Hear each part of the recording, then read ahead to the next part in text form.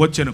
పరిశుద్ధాత్ముడు ప్రభు అయిన యేసుక్రీస్తు యొక్క పరిచర్య, ప్రభు అయిన యేసుక్రీస్తు యొక్క రాజ్య విస్తరణను గురించినటువంటి సువార్త ప్రకటించడానికి ముందు ఆయనకు ఇచ్చినటువంటి తర్బీదు, ఆయనకు ఇచ్చినటువంటి అభిషేకం, ఆయనను నింపినటువంటి తన సన్నిధి, ఆయనకి ఇచ్చినటువంటి ప్రతి రంగములోనూ ఏ విధముగా ఆయన వాక్య బలము చేత సాతానును ఎదిరించాలి, వాక్య బలము చేత సాతాను యొక్క దుర్గములను పడద్రోయాలి, వాక్య బలము చేత ఈ దేవుని రాజ్యమునకు వ్యతిరేకముగా వచ్చే ప్రతి ఆలోచనను చెరపట్టి క్రీస్తు పాదాల దగ్గరికి, అంటే తన స్వయంగా తన పాదాల దగ్గరికి వాక్య బలము చేత తీసుకుని రావాలి అన్న విషయాన్ని నేర్పిస్తూ చెప్పినటువంటి మాట. మార్కు సువార్త మొదటి అధ్యాయం ఇవే మాటలను అక్కడ మనం చూస్తాం. మరియు నీవు నా ప్రియకుమారుడవు, నీ యందు నేను ఆనందించుచున్నానన్న ఒక శబ్దము ఆకాశము నుండి వచ్చిన వెంటనే పరిశుద్ధాత్మ ఆయనను అరణ్యములోనికి త్రోసికొని పోయెను. ఆయన సాతాను చేత శోధింపబడుచు అరణ్యములో 40 దినములు అడవి మృగములతో నుండెను. మరియు దేవదూతలు అనుదినము ఆయనకు పరిచర్య చేయుచుండిరి. యోహాను చెరపట్టబడిన తరువాత యేసు కాలము సంపూర్ణమయ్యున్నదని, దేవుని రాజ్యము సమీపించియున్నదని మారు మనస్సు పొంది సువార్త నమ్ముడని చెప్పి దేవుని సువార్త ప్రకటించుచు గలిలియకు వచ్చాడు. 2 సందర్భాలలోనూ అదే మాటలు. కానీ లూకా ఒక సందర్భంలో ఇవ్వనటువంటి డీటెయిల్స్, ఇవ్వనటువంటి ఎక్కువ వివరాలు లూకా ఇస్తున్నట్లుగా మనం చూస్తాం. యేసుక్రీస్తు ప్రభువు ఆయన అభిషేకింపబడటానికి, ఆయన చెరలో ఉన్న వారిని విడిపించటానికి, గుడ్డివారికి కన్నులు ఇవ్వటానికి, బీదలకు సువార్త ప్రకటించటానికి, దేవుని రాజ్య సువార్త ప్రకటించటానికి, తన మసీహత్వాన్ని లేకపోతే తన క్రీస్తు తత్వాన్ని ప్రకటించుకోవటానికి వచ్చినట్లుగా దేవుని వాక్యము చెబుతా ఉంది. అయితే చాలాసార్లు ఈ యేసు క్రీస్తును క్రీస్తుగా మనకు పరిచయం చేసినటువంటి, ఈ లోకానికి ఇచ్చినటువంటి తండ్రిని గురించి మనం వింటాం. అలాగే ఈ లోకం కోసం తన ప్రాణాన్ని స్వచ్ఛందంగా పెట్టి స్వచ్ఛందంగా తీసుకున్నటువంటి కుమారుడు, ఆ రాజు గురించి మనం అప్పుడప్పుడు వింటాం. కానీ సువార్తలో, దేవుని రాజ్య సువార్తలో భాగమైనటువంటి, దేవుని రాజ్య సువార్తకు పునాది మరియు దేవుని రాజ్య సువార్తకు కొనసాగింపు మరియు దేవుని రాజ్యమును నిత్యత్వములో నిర్మించి తన తండ్రికి ఇచ్చేటటువంటి పరిశుద్ధాత్మను గురించినటువంటి మాటలు చాలా తక్కువగా సంఘములో వింటాం. కనుక ఈరోజు పరిశుద్ధాత్మ దేవుని గురించినటువంటి మాటలు కొన్ని మాట్లాడుకునే ప్రయత్నం చేద్దాం. బైబిల్ పరిశుద్ధాత్మ దేవుణ్ణి ఒక వ్యక్తిగా పరిచయం చేస్తుంది. ఒక వ్యక్తి అంటే అస్తిత్వం కలిగి ఉండాలి, స్పృహ కలిగి ఉండాలి, చేతన కలిగి ఉండాలి, ఆలోచన శక్తి కలిగి ఉండాలి, స్వయం నిర్ణయాలు చేయగలగాలి, భావనలు కలిగి ఉండాలి. అలాగే ఒకరితో ఒకరు సంబంధాలు చేసుకోగలిగినటువంటి సోషల్, లేకపోతే ఒకరితో ఒకరు సంబంధాలు చేయగలిగినటువంటి వ్యక్తిత్వం కలిగి ఉండాలి. దాన్నే స్వచిత్తం, భావనలు మరియు ఆలోచన దృక్పథం అని పిలవచ్చు. ఇలా అన్ని రకాలైనటువంటి ఒక వ్యక్తికి ఉండాల్సినటువంటి అన్ని గుణ లక్షణాలు పరిశుద్ధాత్మ దేవునికి ఉన్నట్లుగా బైబిల్ గ్రంథం మనకు తెలియజేస్తూ ఉంది. పరిశుద్ధాత్మని యొక్క కార్యకలాపాలు కనుక మనం చూస్తే, ఆయన మరి ఎఫెసీలకు రాసిన పత్రిక 2వ అధ్యాయం 18వ వచనం ప్రకారం దేవుని వద్దకు మార్గం సరళం చేస్తాడు, పరిచర్య నిమిత్తం అభిషేకిస్తాడని ఇంతవరకు మనం లూకా సువార్త 4వ అధ్యాయం 18వ వచనంలో చూసాం. అలాగే మనకు దేవుని రాజ్యము పట్ల నిబద్ధత ఉంది, దేవుని యేసు క్రీస్తు పట్ల నిశ్చయత ఉంది అన్నటువంటి మాటను రోమీయులకు రాసిన పత్రిక 8వ అధ్యాయం 15వ వచనం ప్రకారం మనకు గుర్తు చేస్తాడు. అలాగే 2వ పేతురు 1వ అధ్యాయం 20 నుంచి 21 ప్రకారం ఆయనే స్వయంగా మనకు వాక్యమును రచించి ఇచ్చాడని, ఆయన ప్రోత్సాహము లేకపోతే ఆయన ప్రేరేపణ ద్వారా మాత్రమే మనకు ఈ లేఖనము ఇవ్వబడిందని దేవుని వాక్యము చెబుతా ఉంది. అలాగే ఇలా చూసుకుంటూ పోతే విశ్వాసులకు జన్మనిస్తాడని, ఆయన పరిచర్యకు పిలుపునిస్తాడని, ఆయనే శుద్ధీకరిస్తాడని, ఆయన మృతులలో నుండి లేపేవాడని, ఇలా చెప్పుకుంటూ పోతే పరిశుద్ధాత్మునికి దేవత్వము ఉన్న ప్రతి విషయములు, తండ్రికి ఉన్నటువంటి ప్రతి గుణలక్షణం, కుమారుడికి ఉన్నటువంటి ప్రతి గుణలక్షణం మరి పరిశుద్ధాత్మ దేవునిలోనూ మనం చూస్తాం. ఆయనను కేవలం ఒక శక్తిగా, ఆయనను కేవలం ఒక వీచే గాలిగా, ఆయనను కేవలం ఒక అగ్నిగా, ఆయనను కేవలం ఏదో ఒక వస్తువుగా చూడటం కాదు, ఆయన ఒక వ్యక్తిగా మనకు దేవుని వాక్యం పరిచయం చేస్తోంది. ఆయన ఒక వ్యక్తి, ఆయన మనతో మాట్లాడగలడు, ఆయన మనల్ని అభిషేకించగలడు, ఆయన మనల్ని పరిచర్యకు ప్రిపేర్ చేయగలడు. ఆయన మనకు కావలసినటువంటి ప్రతి వనరులు, కావలసినటువంటి ప్రతి వరములు ఇవ్వగలిగినటువంటి అద్వితీయ దేవుడు అన్న విషయాన్ని మనం చూడబోతున్నాం. ఆయన మార్గదర్శనం చేస్తాడా? అవును చేస్తాడు. ఆయన విమోచిస్తాడా? అవును విమోచిస్తాడు. ఆయన మన ఆత్మీయ జీవితాన్ని నిర్మిస్తాడా? అవును నిర్మిస్తాడు. ఆయన పాపమును ఒప్పుకోలు చేయించి నీతి పట్ల మనకు మారు మనసు అనుభవం ఇస్తాడా? అవును ఆయనే ఇస్తాడు. ఇలా చూసుకుంటూ పోతే ఎన్నో గుణ లక్షణాలు, మన రక్షణ కొనసాగింపు, చివరికి మనం మహిమలో చేరేంత వరకు కూడా పరిశుద్ధాత్ముని యొక్క పని మన హృదయంలో జరగకపోతే, పరిశుద్ధాత్ముని యొక్క పని మన సంఘములో జరగకపోతే, పరిశుద్ధాత్ముని యొక్క పని మన కుటుంబాలలో జరగకపోతే, మనము దేవుని కృప నుండి సంపూర్ణముగా దూరమైన వారిలో తప్పకుండా ఉంటాము అన్న విషయాన్ని మీకు గుర్తు చేస్తున్నాను. అయితే నా జీవితంలో జరిగినటువంటి ఒక సంఘటనను మీకు చెప్తాను.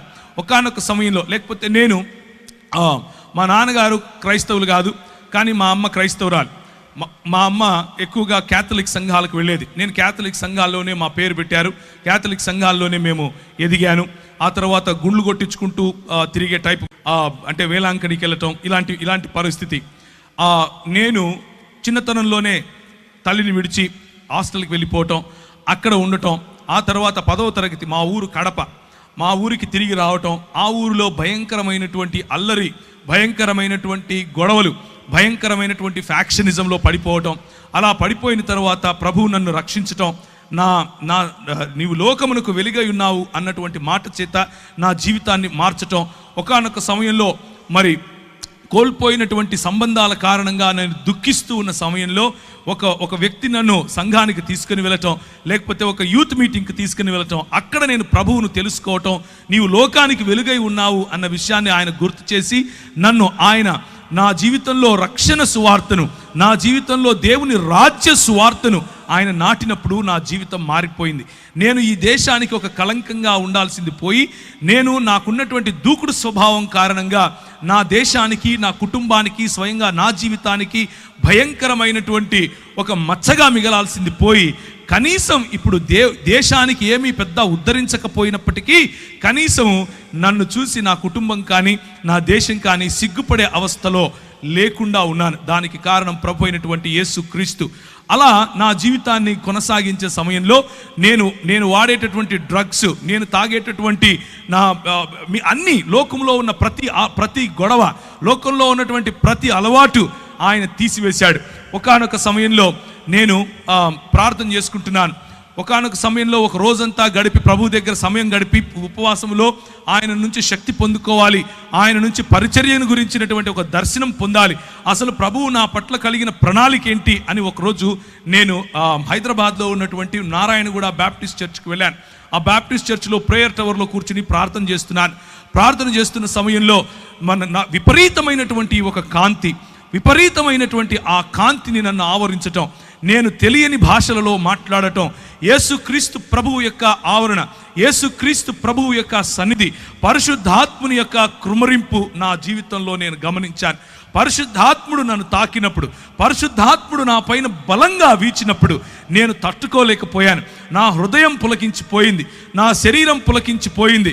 నేను కళ్ళు మూసుకొని ఉన్నాను. నేను ఒక గొప్ప దర్శనం చూస్తున్నాను. ఇదిగో తెల్లని బట్టలు వేసుకున్నటువంటి చాలా మంది నెత్తిన టోపీ పెట్టుకొని పరిగెట్టుకుంటూ వస్తున్నారు. ప్రభు అయిన యేసుక్రీస్తు తన చేతులు బారుగా చాల్చి నిలబడుకుని ఉంటే ఆయన కౌగిలిలోనికి కొన్ని వేల మంది పరిగెట్టుకుంటూ వస్తున్నారు.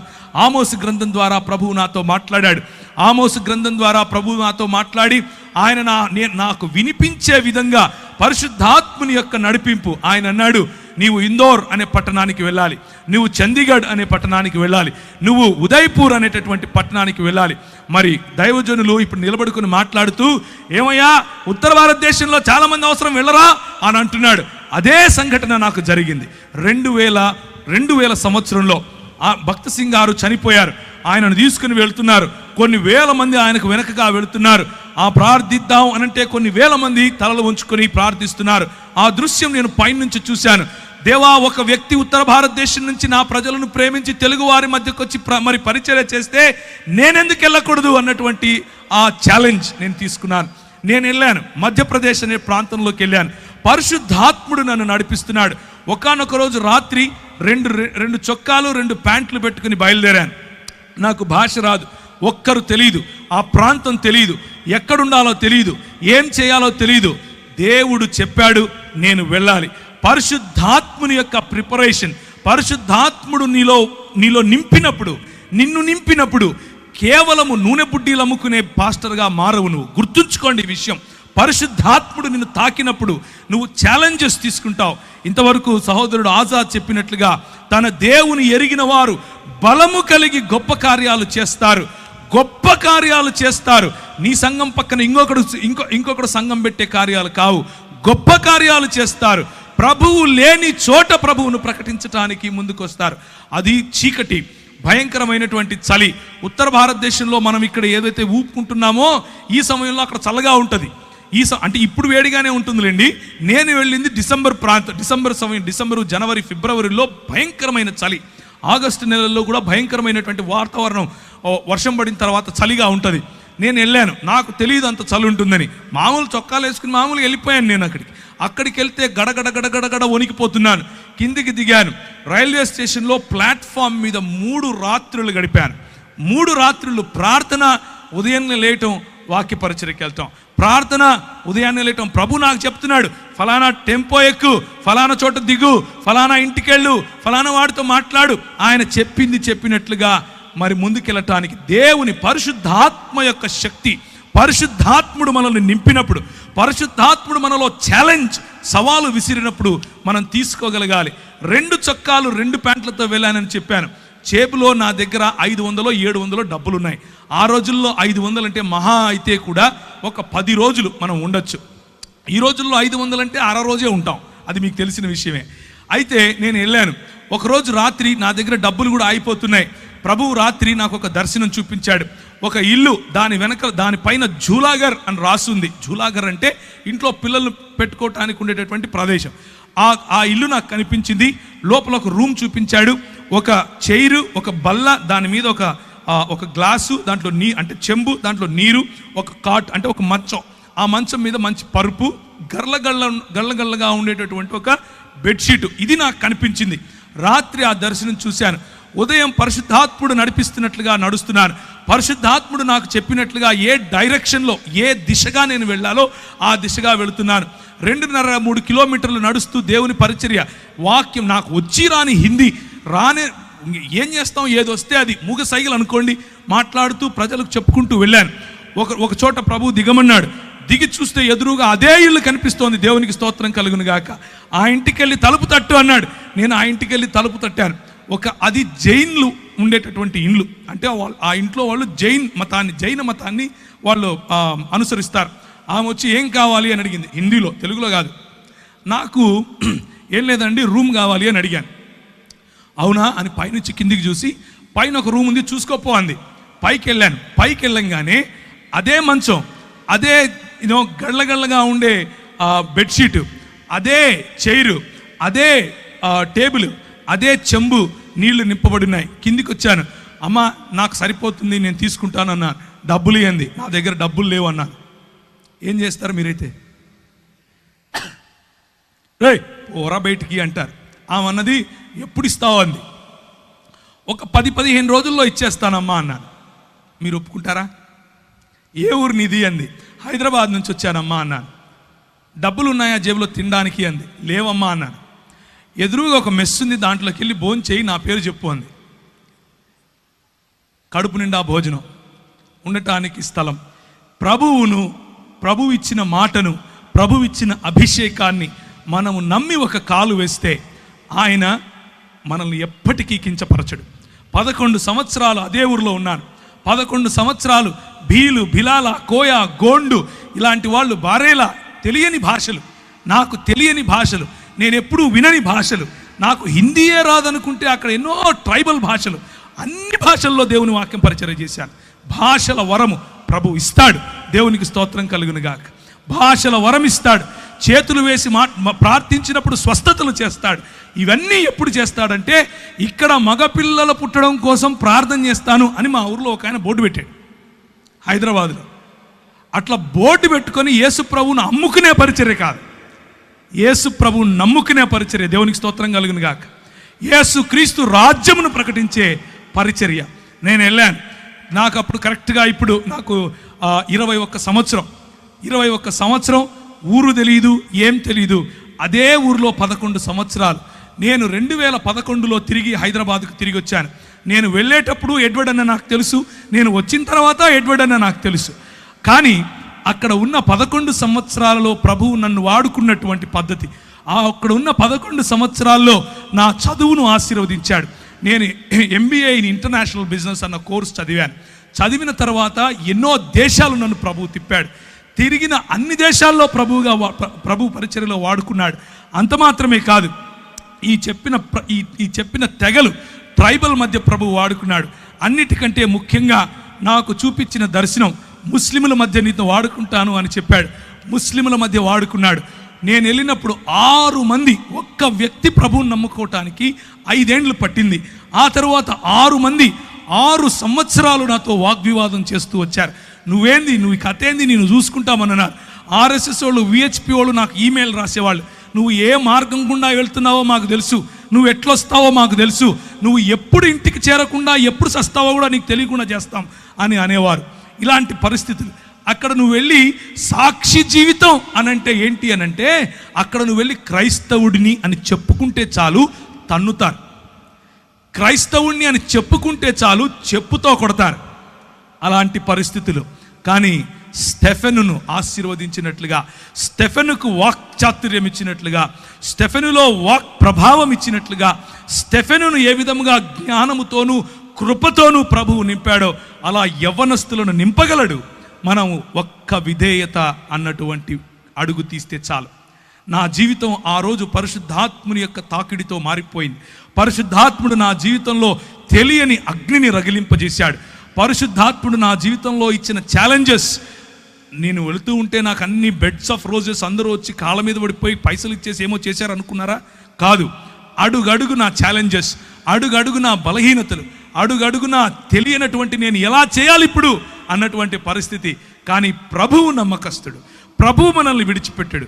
పిలిచిన పరిశుద్ధాత్ముడు మనల్ని విడిచిపెట్టాడు. మనల్ని అభిషేకించిన పరిశుద్ధాత్ముడు ఎక్కడెక్కడ నీకు ఏ పరీక్షలు పెడుతున్నాడో ఆ పరీక్ష ఉత్తీర్ణుడైనటువంటి మరుక్షణం తన ప్రత్యక్షతనిస్తాడు. ఒకానొక రోజు కృంగిపోయాను, భయంకరంగా కృంగిపోయాను. ఏం చేయాలి ప్రభువా, ఎలా నాకు డ్రై లైఫ్, మొత్తం ఎడారి అనుభవం, ఏమీ లేదు, ఖాళీ అయిపోయాను, నేను ఏం చేయాలి ఇప్పుడు అంటూ మోటార్ సైకిల్ నడుపుకుంటూ వస్తున్నాను. ఒక పెద్ద హోర్డింగ్ రాసి ఉంది, అడ్వర్టైజ్మెంట్. అందులో అంటే ఒక న్యూస్ పేపర్ వాళ్ళ అడ్వర్టైజ్మెంట్ అనమాట. అందులో ఉంది ఎక్స్పాండ్ యువర్ హరైజన్స్ అని ఇంగ్లీష్లో రాశారు. అంటే నీ సరిహద్దులు విశాలపరచుము అన్నటువంటి మాట. ఇది ఎక్కడో విన్నానే అని అనుకున్నాను. న్యూస్ పేపర్ వాడు బైబిల్ చెప్తున్నాడు ఏంటి, అది కూడా మధ్యప్రదేశ్లో, అది కూడా క్రైస్తవులం అంటే ఓ భయంకరమైనటువంటి వివక్ష. అలాంటి చోట ఇంత పెద్ద హోర్డింగ్ ఎవరు పెట్టారు? ఇంటికెళ్ళి ఎక్కడుంది ఆ వాక్యం అని చూశాను. ఎబ్బేజు చేసిన ప్రార్థనను ప్రభువు చూపించాడు. నా సరిహద్దులను విశాలపరచుము అని ఆయన చేసినటువంటి ప్రార్థన నాలో ఒక అగ్నిని తిరిగి ప్రభు ఇవ్వటానికి ఆ వాక్యం సహాయపడింది. నేను ఎందుకు ఈ మాటలు చెప్తున్నాను అనంటే, పరిశుద్ధాత్ముడు రియల్, పరిశుద్ధాత్ముడు నిజమైనటువంటి దేవుడు. పరిశుద్ధాత్ముడు మనతో మాట్లాడగలడు, పరిశుద్ధాత్ముడు మనల్ని తాకగలడు, పరిశుద్ధాత్ముడు మనకు శక్తినివ్వగలడు.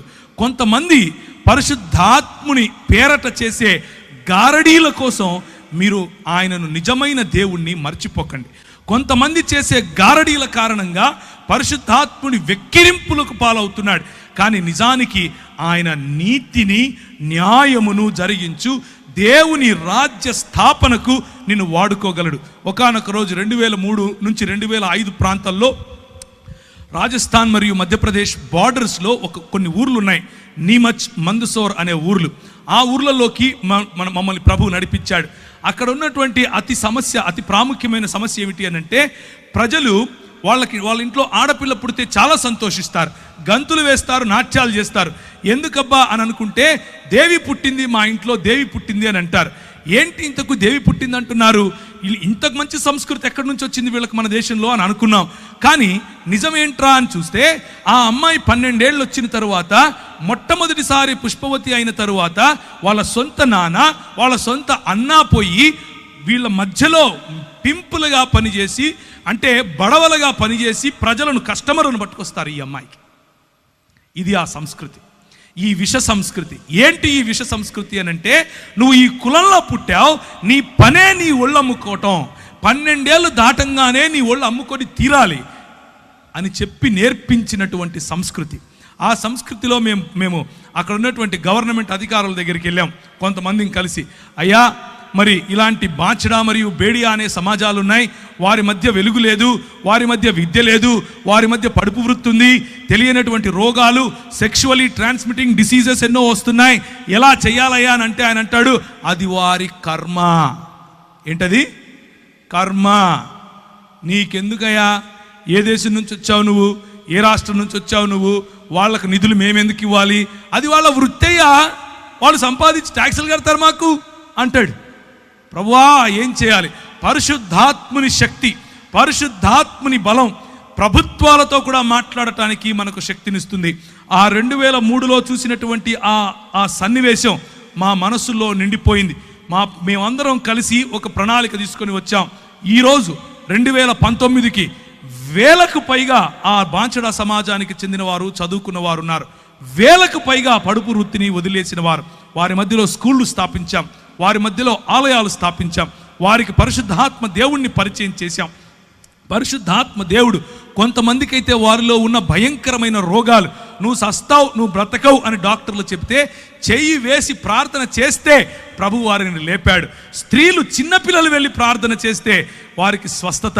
ఇలాంటివి ఎన్నో కార్యాలు పరిశుద్ధాత్మ దేవుడు బోర్డు పెట్టుకొని అమ్ముకోవాల్సిన అవసరత లేకుండా చేయగలిగినటువంటి గొప్ప దేవుడు పరిశుద్ధాత్మ దేవుడు. ఆయన 3 రకాలుగా ప్రభు అయిన యేసు క్రీస్తుకు మరి అపవాది చేసినటువంటి పరీక్షలో గెలవటానికి అధికారం, లేకపోతే గెలవటానికి సామర్థ్యాన్ని ఇచ్చాడు. మొట్టమొదటిది వాక్యపరమైనటువంటి ఆన్సర్ ఏమిటి అని అంటే, నీకున్న ఆధారం ఏంటి? నాకున్న ఆధారం భోజనం. నీకున్న ఆధారం ఏంటి? భౌతికపరమైనటువంటి ఆశీర్వాదం. భౌతికంగా నీకు రొట్టెలిస్తాను, భౌతికంగా నీకు ఇల్లిస్తాను, భౌతికంగా నీకు కావలసిన ప్రతి అక్కర తీరుస్తాను, నీ అక్కర్లన్నీ తీర్చడానికి నేను ఆధారంగా ఉంటాను, నువ్వు వస్తావా అని యేసుక్రీస్తు ప్రభువును శోధిస్తే, ప్రభువు పరిశుద్ధాత్ముని శక్తి, పరిశుద్ధాత్ముని తోడు కారణంగా ఆయన అంటాడు, నా ఆధారం దేవుడు మాత్రమే. నీ రొట్టెలతో నేను బ్రతకను, దేవుని నోట నుంచి వెలువడే ప్రతి వాక్యము చేత నేను బ్రతుకుతాను. దేవునికి స్తోత్రం కలుగును గాక. I will defeat you with the power of the Holy Spirit. I will defeat you with the power of the word of God. దేవుని యొక్క వాక్యపు శక్తి చేత, దేవుని యొక్క పరిశుద్ధాత్ముని శక్తి చేత నీ ఆధారాన్ని నేను తీసి పారేస్తాను, ఎందుకంటే నా ఆధారం దేవుడు అని చెప్పాడు. రెండవ పరీక్ష యేసు ప్రభువుకు పెట్టినది ఏమిటి అని అంటే, ఆరాధన అన్నటువంటి పరీక్ష. ఆరాధన అన్నటువంటి పరీక్షను కూడా ప్రభు అయిన యేసు క్రీస్తు అనంటే, అంకిత భావం ఎవరికి చూపిస్తావు నువ్వు? నాకు మొక్కు చాలు అని అన్నాడు. ప్రభు అంటాడు, నా అంకిత భావం నా తండ్రి అయినటువంటి దేవునికి మాత్రమే నేను ఇస్తాను, నేను ఆయనకు మాత్రమే ఇస్తాను, నేను ఆయన మాత్రమే అనుసరిస్తాను. దేవుని వాక్యపు శక్తి, పరిశుద్ధాత్ముని యొక్క శక్తి అపవాదిని ఓడగొట్టింది. ఆయనకి ఇచ్చినటువంటి మూడవ పరీక్ష ఏమిటి అని అంటే, అధికారం. నీకు నేను అధికారం ఇస్తాను, ఇదిగో చూడు, సర్వ ప్రపంచము నా దగ్గరే ఉంది, ఈ ప్రపంచం పైన నేనే అధికారిని, నీకు ఈ అధికారం ఇచ్చేస్తాను, నువ్వు నా దగ్గరికి రా. నిన్న మనం చూసాం, మనం పోగొట్టుకున్న అధికారాన్ని తిరిగి సంపాదించటానికి మనము పాపం అనేటటువంటి ఊబిలో పడిపోయి ఉన్నాం కనుక, మన యేసు క్రీస్తు యొక్క, లేకపోతే దేవుని యొక్క స్వరూపమును, దేవుని యొక్క పోలికను కుంటుపడిందిగా మారిపోయింది కనుక, స్వభావ సిద్ధముగా మనం పాపులం అయిపోయాం కనుక, స్వభావ సిద్ధంగా మన అంకిత భావం సాతాను వైపుకు, సాతాను రాజ్యం వైపుకు ఉంది కనుక, మనం ఆధారము వాడే అనుకుంటాం, మన ఆరాధన వాడికే ఇస్తాం, అలాగే మన అంకిత భావము వాడికే. అలాగే మన అధికారము కూడా వాడికే ఇచ్చేసాం. ప్రభు అంటాడు, అవసరం లేదు నువ్వు ఇచ్చే అధికారం నాకు. నువ్వు నీ దేవుడైనటువంటి యెహోవాను శోధింపటానికి నీకు ఎంత ధైర్యం అని అంటాడు. అధికారం నాది, నేను అధికారం తిరిగి తీసుకోవటానికే వచ్చాను, నేను నా రాజ్యమును స్థాపించటానికే వచ్చాను.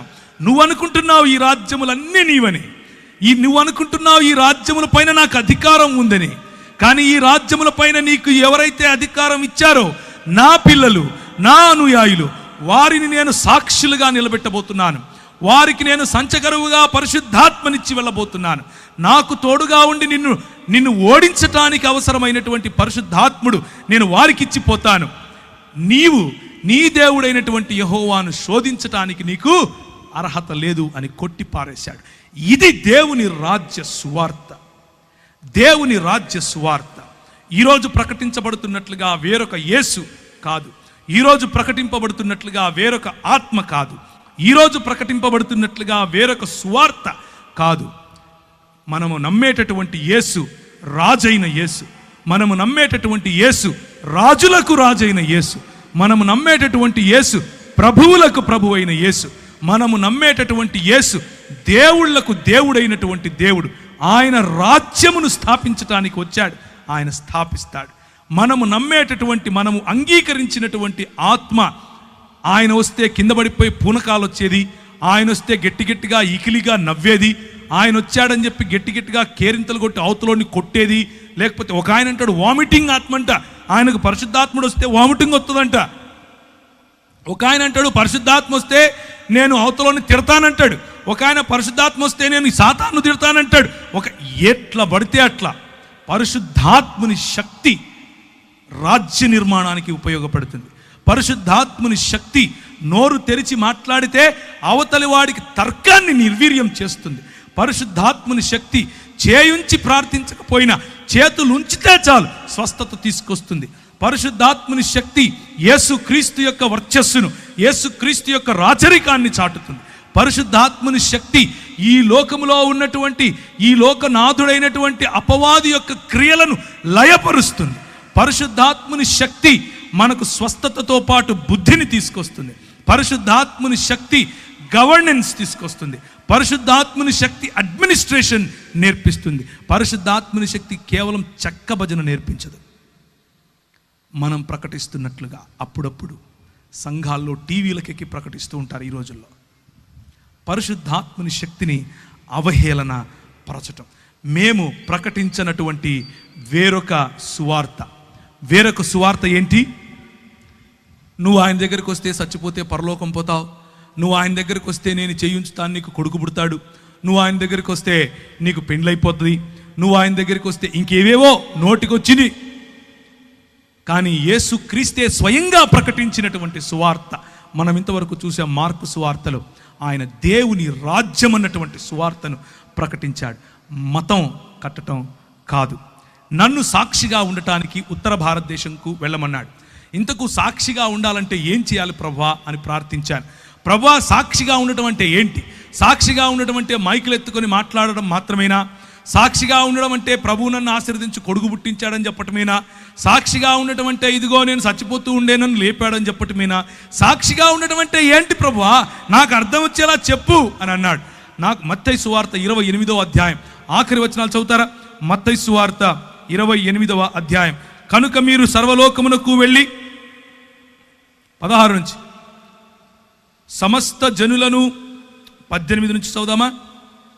అయితే యేసు వారి యొద్దకు వచ్చి, పరలోకమందును భూమి మీదను నాకు సర్వాధికారము ఇవ్వబడి ఉన్నది కాబట్టి మీరు వెళ్ళి సమస్త జనులను శిష్యులనుగా చేయుడి, తండ్రి యొక్కయు కుమారుని యొక్కయు పరిశుద్ధాత్మ యొక్కయు నామములోనికి వారికి బాప్తిసమిచ్చుచు నేను మీకు ఏ ఏ సంగతులను ఆజ్ఞాపించి తినో వాటన్నిటినీ గైకొనవలనని వారికి బోధించుడి.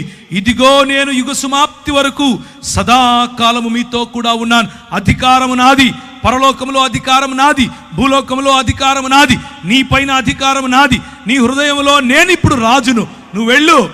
ఎలా వెళ్ళాలి? ప్రతినిధిగా వెళ్ళాలి. నువ్వు మాట్లాడింది నేను మాట్లాడినట్లుంటుంది, నువ్వు చేయి పెడితే నేను చేయి పెట్టినట్లుగా ఉంటుంది, నువ్వు పలికితే నేను పలికినట్లుగా ఉండాలి. నీ ప్రవర్తన నా ప్రవర్తన లాగా ఉండాలి. నీ సాక్ష్యం అంటే నోరు తెరిచి ఒక మాట చెప్పి బయట జీవితంలో ఇంకొక జీవితం కాదు సోదరులారా. సాక్ష్యముగా జీవించటం, సాక్షిగా జీవించటం అనంటే ఆయన పరిచర్యను కేవలము మతపరమైనటువంటి 4 గోడల మధ్య మాత్రమే పెట్టడం కాదు ప్రియులారా. సాక్షి జీవితం అనంటే నీ వ్యాపారం ఆయనది, సాక్షి జీవితం అనంటే నీ రాజకీయం ఆయనది, సాక్షి జీవితం అనంటే నీ అడ్మినిస్ట్రేషన్ ఆయనది, సాక్షి జీవితం అంటే నీ కుటుంబం ఆయనది, సాక్షి జీవితం అనంటే నువ్వు ఏ రంగములో, ప్రభుత్వ రంగమైనా, వ్యాపార రంగమైనా, ప్రైవేటు రంగమైనా, మీడియా రంగమైనా, ఏ రంగంలో నువ్వు పనిచేసినా ఆయన నాకు ప్రభువు, ఆయన ప్రతినిధిగా నేను ఇక్కడ ఉన్నాను, ఆయన కొరకు నేను సంఘ స్థాపన, ఆయన కొరకు నేను రాజ్య స్థాపన చేయటానికి ఉన్నాను అన్నటువంటి దృక్పథము కలిగి ఉండటం. అందుకనే ఆయన అంటాడు, జనములను ఏం చేయాలి? శిష్యులనుగా చేయాలి. జనములను అన్న చోట దేశములను, సంస్కృతులను, జన సమూహాలను అని కూడా తర్జుమా చేయొచ్చు. గ్రీకులో వాడినటువంటి పదము ఎత్నే అన్నటువంటి పదం, ఆ పదాన్ని అలా కూడా తర్జుమా చేయొచ్చు. మన పిలుపు ఒక దానియేలు పిలుపు, మన పిలుపు ఒక నెహెమ్యా పిలుపు, మన పిలుపు ఒక దావీదు పిలుపు, మన పిలుపు ఒక ఎస్తేరుకి ఇవ్వబడినటువంటి పిలుపు. మన పిలుపు కేవలము చెక్కభజన చేసే పిలుపు కాదు, మన పిలుపు కేవలం మతంలో ఉండటం కాదు. మన పిలుపు వాడి చేతి పని యందు నిపుణత గలవాడిని చూచితివా, వాడు అల్పుల ఎదుట కాదు రాజుల ఎదుట నిలబడును అని దేవుని వాక్యం చెబుతా ఉంది. ఆ పిలుపులో మనం ఉన్నాం అన్న విషయాన్ని జ్ఞాపకం చేసుకోండి. అపోస్తలుల కార్యములు 1వ అధ్యాయం, అపోస్తలుల కార్యము 1వ అధ్యాయం. ఆయన శ్రమపడిన తరువాత 40 దినముల వరకు వారికి అగపడుచు ఏం చెప్పాడు? మీరు ఒక మతం కట్టండి, మీరు వెళ్ళి చెక్క భజన చేయండి, మీతో పాటు నేను కూడా భజన చేస్తాను అన్నాడా? అది మన ఆత్మీయ జీవితంలో భాగం, కానీ అది మాత్రమే ఆత్మీయ జీవితం కాదు. ఆయన ఏమన్నాడు? దేవుని రాజ్య విషయములను గూర్చి బోధించుచు అనేక ప్రమాణములను చూపి వారికి తన్ను తాను సజీవునిగా కనపరుచుకుని దేవుని రాజ్యమును గురించినటువంటి విషయాలు. రాజ్యములో రాజు ఉంటాడు, రాజ్యములో సైన్యం ఉంటుంది, రాజ్యములో రాజుకు ప్రతినిధులు ఉంటారు, రాజ్యములో వనరుల వితరణ ఉంటుంది, రాజ్యములో వనరుల కేంద్రీకరణ ఉంటుంది, రాజ్యములో ఎకనామిక్స్ ఉంటాయి, రాజ్యములో సోషల్ సైన్సెస్ ఉంటాయి. ఏ విధంగా సామాజికంగా మనం ప్రజలను అట్టడుగునున్న వారిని బయటికి తీసుకొని రావాలి అన్న ఆలోచనలు ఉంటాయి. రాజ్యములో విద్య, వైద్య, ఆరోగ్య రంగాలు ఉంటాయి, రాజ్యములో మీడియా ఉంటుంది. ప్రతి ఒక్క విషయము, ఒక జన సమూహానికి చెందిన ప్రతి ఒక్క విషయము రాజ్యములను గురించినటువంటి, దేవుని రాజ్యమును గురించినటువంటి విషయాలు వారికి ప్రభువు చెప్పాడు. ఆ తరువాత ఆయన వారిని కలుసుకొని ఇలాగూ ఆజ్ఞాపించెను, మీరు యెరూషలేములో నుండి వెళ్ళక నా వలన వినిన తండ్రి యొక్క వాగ్దానము కొరకు కనిపెట్టుడి. యోహాను నీళ్లతో బాప్తిసమిచ్చను గాని కొద్ది దినములలో మీరు పరిశుద్ధాత్మలో బాప్తిసము పొందెదరు. ఈ రాజ్య స్థాపన పరిశుద్ధాత్మునితో మాత్రమే జరుగుతుంది. ఈ రాజ్య స్థాపన పరిశుద్ధాత్ముని గ్రహించి, పరిశుద్ధాత్ముని పొందుకొని, పరిశుద్ధాత్ముని యొక్క శక్తిలో జీవిస్తేనే జరుగుతుంది. మన సొంత శక్తికి చేత కాదు, మన సొంత ఆలోచనలకు చేత కాదు, మన సొంత జ్ఞానముతో నిర్మించలేం. పరిశుద్ధాత్ముడు దిగి రావాలి, పరిశుద్ధాత్ముడు దిగి వస్తాడు. కాబట్టి వారు కూడి వచ్చినప్పుడు, ప్రభువా ఈ కాలమందు ఇశ్రాయేలుకు రాజ్యమును మరలా అనుగ్రహిస్తావా? ఇంకా మనోళ్ళు ఏం ఆలోచిస్తున్నారు? రాజ్యం అంటే మాకు ఇంకా ఇశ్రాయేల్ రాజ్యం అనుకుంటున్నారు, రాజ్యం అంటే ఇంకా 4 గోడల మధ్య అనుకుంటున్నారు, రాజ్యం అంటే ఇంకా భౌతికం అనుకుంటున్నారు. ప్రభు అంటాడు, ఎందుకయ్యా తొందరపడతారు? మీరు అనుకున్న రాజ్యం వేరు, నేను చెప్పే రాజ్యం వేరు. మరలా అనుగ్రహిస్తావా అని ఆయన అడుగగా, ఆయన కాలములను సమయములను తండ్రి తన స్వాధీనము పరచుకొని ఉన్నాడు, వాటిని తెలుసుకొనుట మీ పని కాదు. ఆయన పరిశుద్ధాత్మ మీ మీదికి వచ్చినప్పుడు మీరు శక్తి నొందెదరు గనుక మీరు యెరూషలేములోను యూదయ సమరయ దేశముల యందంతటా భూ దిగంతముల వరకు నాకు సాక్షులై ఉంటారు. ఎవరు సాక్షులై ఉంటారు? ఎవరు దేవుని శిష్యులుగా ఉంటారు? ఎవరు యేసు ప్రభువు యొక్క ప్రతినిధులుగా ఉంటారు?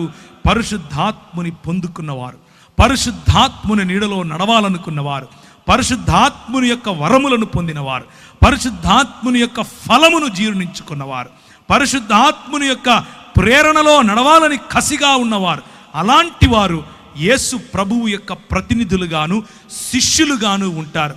భక్త కోటి భక్తులుగానే ఉండిపోతారు. మనము ఏ జాబితాలో ఉండాలో మనము నిర్ణయించుకోవచ్చు. సాక్షులై ఉంటారు. ఎలా సాక్షులై ఉంటారు? 2వ అధ్యాయం. అప్పుడు వేగముగా వీచు బలమైన గాలి వంటి ఒక ధ్వని, 2వ వచనం, ఆకాశము నుండి అకస్మాత్తుగా వారు కూర్చుండి ఉన్న ఇల్లంతయు నిండెను. మరియు అగ్నిజ్వాలల వంటి నాలుకలు విభాగింపబడినట్లుగా వారికి కనబడి వారిలో ఒక్కొక్కరి మీద వ్రాలగా అందరూ పరిశుద్ధాత్మతో నిండిన వారై ఆ ఆత్మ వారికి వాక్శక్తిని అనుగ్రహించిన కొలది అన్య భాషలలో మాట్లాడసాగిరి. కొందరైతే వీరు క్రొత్త మద్యముతో నిండి ఉన్నారని అపహాస్యము చేసిరి. ప్రియమైనటువంటి దేవుని సంఘమా, పరిశుద్ధాత్ముని యొక్క తాకిడి, పరిశుద్ధాత్ముని దిగి వచ్చినప్పుడు, ప్రజలు మన జీవితాల్లో జరిగేటటువంటి కార్యాలు చూసినప్పుడు, మన వాక్ శక్తిని చూసినప్పుడు, మన జీవితాల్లో కలిగినటువంటి పరిశుద్ధత పట్ల కసిని చూసినప్పుడు, మన జీవితాల్లో న్యాయం పట్ల మనకు వచ్చినటువంటి ఆ మక్కువను చూసినప్పుడు, కనికరాన్ని ప్రేమించాలి అన్నటువంటి విలువలు చూసినప్పుడు, అయ్యో అట్టడుగున ఉన్నాడే వీడు కుష్ఠరోగి, వీడిని కాల్చేద్దాం, లేకపోతే ఇసుక తెన్నుల్లో తీసుకెళ్ళి పూడ్చేద్దాం, వీడిని తాకొద్దు, వీడి వల్ల కష్టం అని అనుకున్నప్పుడు పరిశుద్ధాత్ముని యొక్క నింపుదల, పరిశుద్ధాత్ముని యొక్క ప్రేరణ. ఒక విలియం కేరీ గారికి వాడిని హత్తుకోమని చెప్పింది. ఒక గ్రాహం స్టెయిన్స్ గారికి వాడిని ఎత్తుకొని ఇంటికి వెళ్ళమని చెప్పింది. తీసుకుని వెళ్ళారు. పరిశుద్ధాత్ముని యొక్క శక్తి కుష్ఠరోగాన్ని సైతం జయించగలదు. కేవలము చేయి ఉంచి ప్రార్థించటమే కాదు, చేత్తో అన్నం పెట్టగలదు, వాడి పుండ్లను తుడవగలదు, వాడి కట్లు కట్టగలదు. ప్రజలు చూసి అనుకుంటారు వీడు తాగొచ్చాడు అనుకుంటారు, బుద్ధి లేదు వీడికి అనుకుంటాడు. ఏం చదువుకున్నాడు, ఏం చేస్తున్నాడు, ఎక్కడుండాలి, ఎక్కడికి వచ్చాడు, వారికి అర్థం కాదు. లోకానికి ఈ విలువలు అర్థం కావు. లోకానికి ఈ విలువలు ఎందుకు అర్థం కావు అనంటే, అన్నీ విడిచి సంపాదన మీద పడురా, లోకాన్ని దేశాన్ని దోచుకోరా అని లోకం నేర్పిస్తే, నీ సంపదను విడిచి, నీ వనరులను వితరీకరించి, నీ వనరులను వికేంద్రీకరించి, నీ వనరులను పంచిపెట్టి నీ ప్రజలను ప్రేమించు అని ప్రభువు చెప్తాడు. హత్తుకోలేని వారిని హత్తుకోమంటాడు, చూడలేని వారిని చూడమంటాడు. అదే నీ పిలుపు అని అంటాడు.